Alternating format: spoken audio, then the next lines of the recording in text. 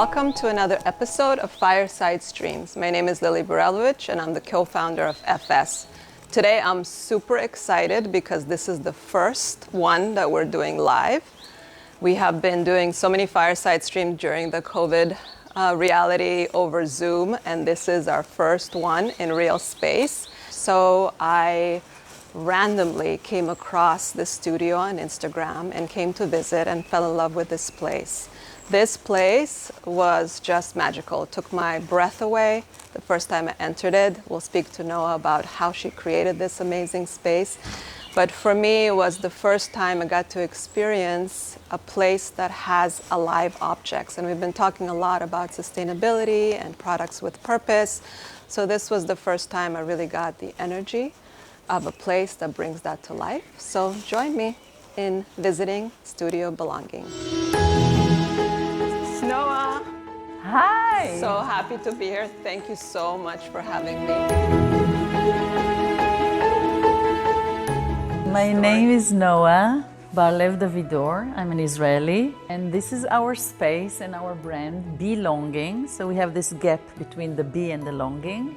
And actually we have this manifesto on the wall. I think this is the root and the vessel of what we're doing, of our values, of our ideas. Then we translate them into objects.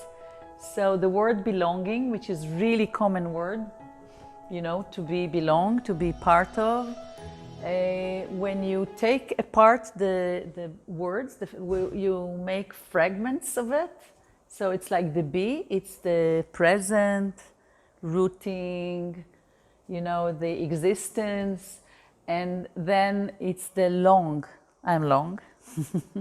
But it's the longing, it's the idea of long process, longing. We said in Hebrew, I like the words ga'aguhim, kmiha, erga, shuka, when you long to someone, when you have this urge for something. And then you have the belonging, to be part of, to be belong of. And then in the end of it, when you put the S in it, so it's belongings. So I think this is where I started. Personal belongings, what your essence are, what is your material possessions, what are your values possessions. And I think this guides us. This guides us to the content of what you're going to see in a minute. How you described it broke down from be, which is being, which is very individual, to belonging, which is being together, which is an amazing, you know, conversation that we're having about community and being together, and the S, which is the things. So between I and us and the things, I think I'm getting goosebumps, so I know that. And also I think it's between, like the be is very earthy and the longing is very metaphysic. So I think it's very masculine and feminine. There's a lot in this. So I discovered that this really, really almost ordinary word or expression have so much values in it and so much ideas and so much emotions and so much intellectual, you know. So if you see it, we took it really from, it's all originally, you see how you say, of some of the people you know that we've put here. I think one last thing that I want to say before we move to some of the actual belongings is that when we think of objects like belongings, we think of it as creating belongings, things. Right. But what you're doing is actually first thinking of the belonging and then the S gets added, meaning your creation of something is the beginning. Absolutely. And then it becomes a thing. Absolutely.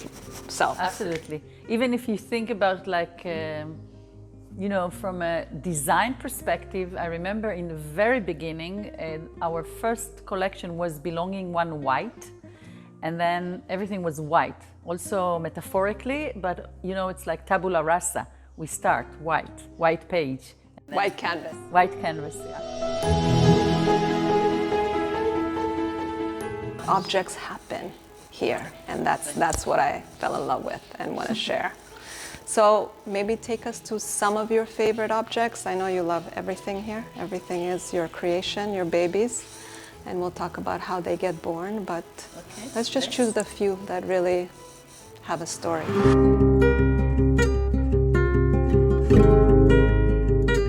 So this light object we made of found like I think 20 different sweaters or knits, which I think it's a matter of פירוק והרכבה. I deal with it a lot. Something that was something, and then we break it into pieces, and then we rebuild it for something else as a whole. And it remember the different fragments or the different pieces that it was in some other use.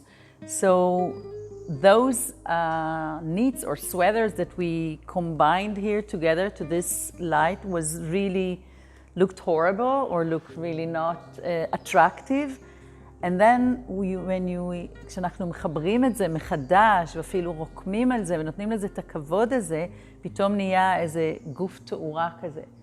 ואני חושבת שזה לא רק מחזיק בתוכו את האג'נדה של recycle of course ושל חומרים שהם reclaimed materials etc. or found, but also it's an expression that I have in Hebrew and I use a lot, חומרים זוכרים, which means materials that remember. So it captures here the energy of something that I've no idea what it was. I've no idea who was wearing it or when, if it's 20 years ago, 50 years ago, but the fact that it's now combined together, it's express a special energy. And I think people feels it. They doesn't have to know the story about it. I think it has this energy. So for me, I like the idea of it, that you don't know what it is, I don't know what it is. I mean, the stories that like chavuim here, but it expresses it. And of course, it's recyclable. We use materials that are already here. One of the really strong agendas of belonging is to use materials that already exist. So when we talk about, I'll just keep saying products with meaning, because that is something that I'm very passionate about, because I just see a lot of product that just mean nothing. And when people ask, what are people going to want to buy? That's the big question for us. What are people going to want to have? I say product with meaning. So I think what you just defined about energetic elements that are not physical, we can't touch them. We can touch them, but you're not touching the energy. The energy is something you feel. The energy of the sweaters that are gathered here. And in the storytelling, the story you tell. That it's not just, fabric, it's sweaters that were worn by people that had stories to them. And so now we they ensemble them together in a way, we patchwork them together in a way that like we confuse the material, okay, we don't know, we put neighbors together, but like you put stories together. Here's your be and belonging again. Right. So it was a be, it was a sweater. It was a being, a thing, and you made it belong. And then you see the long, of course. Always this long motif of things. I graduated Shankar College, if you know, and I think less than a year after I graduated, I came back to teach there. So I was very much into fashion. I was very, I think, successful in what I was doing. I think it meant to be that I'm a fashion designer. I was going, twice a year to Premier Vision. I was in the trends ahead and ahead and ahead, and without stopping. And then something happened, in my life that made me think about fashion in a different way. It was many years ago. And I think it happens when I met my husband and I gave birth and I went to Japan. אבל כשהייתי ביפן ראיתי שאני לא כל כך הולכת לחנויות שלהם, אני הרבה יותר הולכת לשריינס ולמנזרים ולכל התרבות שלהם, איפה הכל התחיל. ופתאום פאשן הפסיק לעניין אותי. פתאום מעלה או איך קרש קשור כדי שהוא לא יזוז ברוח ושלא צריך כל הזמן להמציא ולהמציא ולהמציא. I was fascinating by it. I remember once I was going in this Zen garden והעצים היו קשורים עם 3 מקלות ואיזה 4 סיבובים של חבל, וזה היה וואו, זה היה נראה כמו סופר דיזיין. And then I realized שזה לא דיזיינר עושה את הצורה המושלמת הזאת, אלא זה הגארדנר. ואבא שלו עשה את זה לפניו, וסבא שלו עשה את זה לפניו, וסבא של סבא שלו עשה את זה לפניו. ואני זוכרת את התחושה הזאת, לא חייבים לכל להמציא. כשיש משהו טוב ונכון ומנומק, ובדיוק מאפשר לעץ גם to grow וגם לזוז ברוח הכוונה, אבל גם to be stable. זהו. This is what we do with the cutting boards or the serving boards here in Belonging, is that I think that when someone buy a cutting board, he used to think that he's buying an object, something practical, you know, to cut the salad on it or to serve the meal on it. And then, or when you look at it, it's an object that it's a piece of wood, it's a piece of material. I got the perfect example of storytelling in a way that connects from object to actual feeling inside. And meaning. And meaning.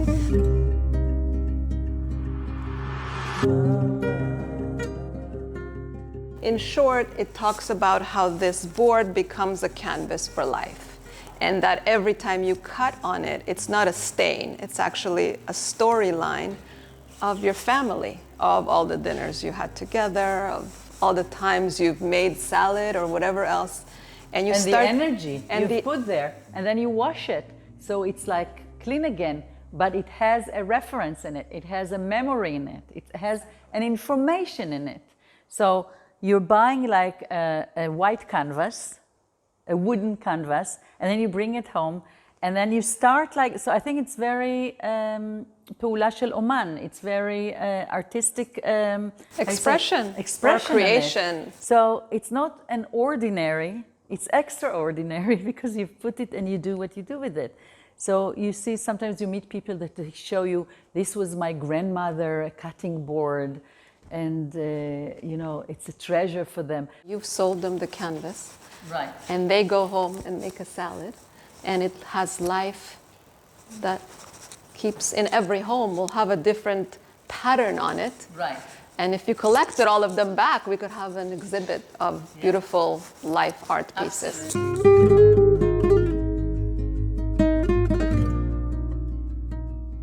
דבר הוביל לדבר, הייתי בקליפורניה, שייכת לזה, גם זה קרה במקרה, קוראים לי כל מיני דברים נהדרים.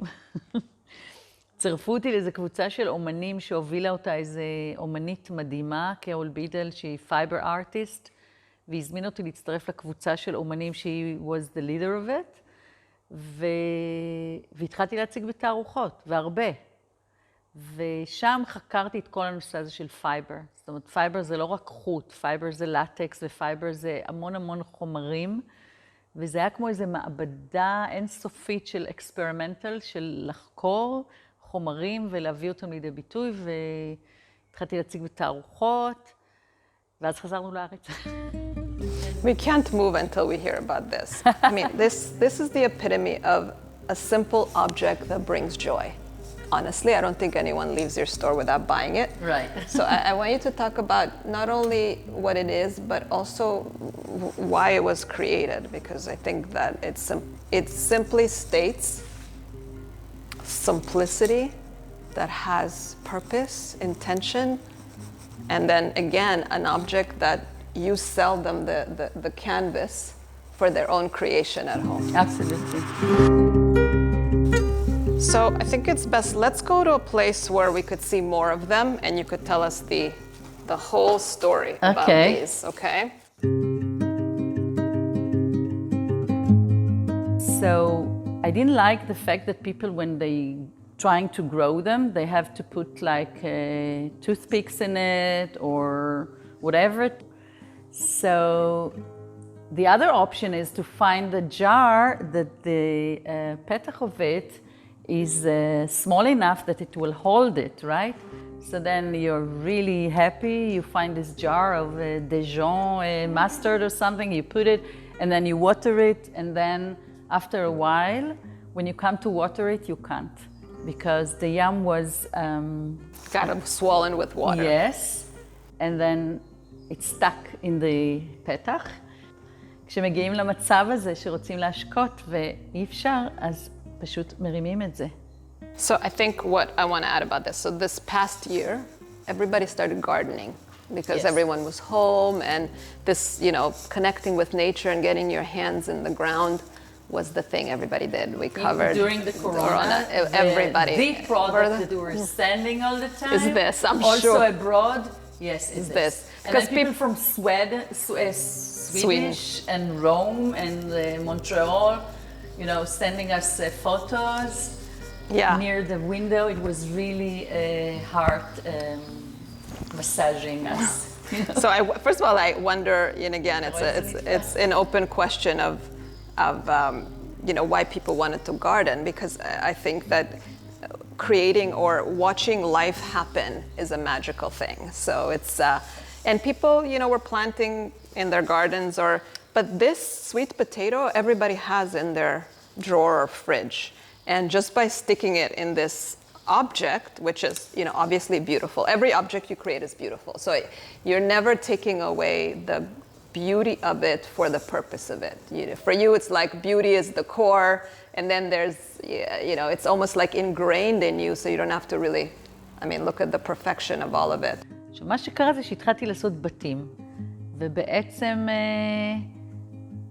אז מה עם החפצים שבתוך הבתים? אז אתה עושה בית, ואתה מטפל בחומרים שלו, ובחלל שלו, ובשבילים של הבית, ועכשיו צריך להיכנס, הרהיטים והתאורה. מצאתי את עצמי, anyway, מתכננת גם את זה. בלי להגדיר את עצמי שאני מעצב מוצר עכשיו, או בלי להגדיר את עצמי שאני עכשיו מעצבת בתים. פשוט עשיתי. והמשכתי ללמד בשנקר, שזה היה מאוד מעניין, כי בעצם כשלימדתי בהתחלה, לימדתי איך לעשות קולקציות, ואיך לעבוד עם טרנדים, ואיך זה... ואמרתי להם, אני לא יכולה להמשיך, אני במקום אחר. אז אמרו לי, אוקיי, אז בסילבוס, הנה יש לך משבצת, תעשי מה שאת רוצה. ואז זה עבר ל-art to wear, ואז זה עבר למשהו עוד יותר קונספטואלי, שגם שם זה היה מין איזה שיפט כזה, שלא להתעסק בפרודקט, אלא להתעסק יותר בתהליך היצירתי, ואיך אתה מוצא בעצם מתוך האינפורמציות שקיימות כבר בתוכך, ו-references שיש בך את הלהתבטא. This is from Japan. I brought this specific leaf, and this is from somewhere else. So again, there is this conversation of different places here, in the globe, I mean.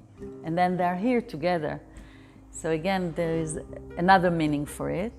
This is part of an art piece that I've made in California. So each thing here have a reference to something totally different, but it's here sitting together in this lab or library. Yeah, putting simple things that have been thrown away, or not even thrown away, not considered, left on the sidewalk, and put in the center of our lives, as you say. But I think that, I just think of designers and, our relationship with a lot of makers and designers and creators, and what it means to be inspired, or what it takes to be inspired is here for me. Like, I think that's the conversation that I am trying to bring into our design world, where what do we consider inspiration? Let's talk about these magical things that all of us, including myself, would pass this by. On the beach, if I saw this piece of wood, I would say, get out of my way or kick it to the side. But Noa, you do a whole different thing with. So this was part of our presentation, or what we made for belonging to utility. And I thought a lot about utility, cutting, working, doing things, the doing, and brushing. And I think it was part, I'll show you later, of an homage that I made to the entrance of many years ago. It was, again, a memory of the house of my grandparents, which was really, really small. They came from Russia, and they were, before Israel was hukma. And then they have a small house, very, very modest and humble, but they have an entrance. There was a respect to an entrance. The entrance was larger than the rooms. And in the entrance, there was always this mirror, and there was always these brushes, and a place to put the boots and everything. So I had this memory of this, you're coming home and you have this moment for yourself, or this minute before you leave the house. What is it with you? Okay, you made your maquillage and this and that. So in this time, I was walking, in the beach, and I started to see brushes. And I think maybe the whole belonging is here. This was part of something. This was actually part of something. I don't know if it was part of a boat or part of a table or something. So this was like the refugee of something. And again, it's about something whole that was break into pieces, and then you take the pieces and what you do from it. And I've made an object. I just want to point to one more thing, because I keep thinking about creators who are looking for inspiration. And I think what I want to have everyone feel today from our conversation is who you are as a creator, and how do we get a little bit of an influence from that. So I just Inspiration is everywhere. Exactly. So you're, as a creative, you're processing the question. The question lives in you, and then you're taking a walk on the beach. So you didn't go to the beach and said, I'm going to find on the beach the answer. You said, I'm going to the beach. And because your awareness is looking somewhere behind your mind, right, you're looking for the answer, and suddenly here it is. Oh, there are the brushes. There are the brushes. So to me that, and I mean, honestly, personally, even for me, I need to practice that more and more, because I think as creatives, we have this idea of where we look to find the answer, when we look, how long we look for, and that this needs to connect. Right. And that whole idea. But this is the magic.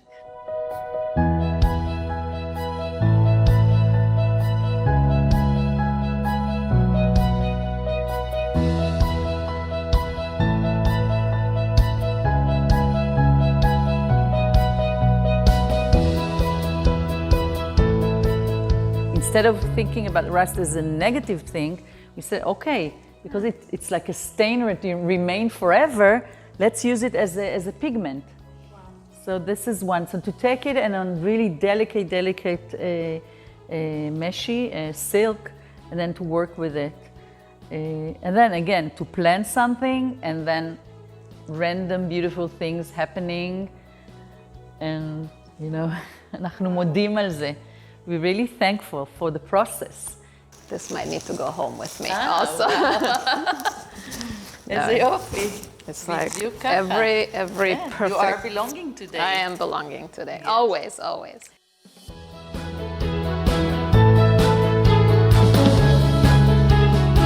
So what do we actually have here? We have dried flowers. Bougainvillea. That are left here and have perfectly imprinted themselves. We have patinaed metal that you embroidered over. And then, I mean, for me, what got me is the underlayer. So, it's like this idea of like letting things just drop and fall, and just that the perfection of the imperfection is here. And like the underneath, every angle of this table is magic.